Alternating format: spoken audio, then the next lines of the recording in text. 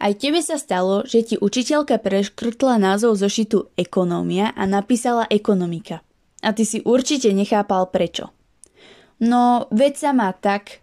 Ekonómia je ako tvoj priateľ, ktorý ti vysvetľuje, že keby si správne investoval, mohol by si mať aj nový telefón. Ale tebe to stále vychádza na všetky peniaze sú preč. Ale teraz vážne. Ekonómia označuje vedu, ktorá sleduje procesy a princípy hospodárstva. Je to celé teória.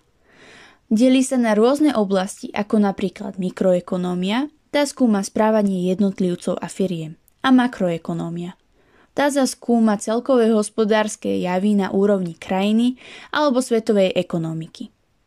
Ekonómia analyzuje zákonitosti výroby, distribúcie a spotreby. No a ekonomika, tá označuje praktickú stránku hospodárskeho života. Zameriava sa na fungovanie reálneho hospodárstva, teda na konkrétne procesy, ktoré sa týkajú napríklad podnikania, zamestnanosti, cien, výroby a spotreby.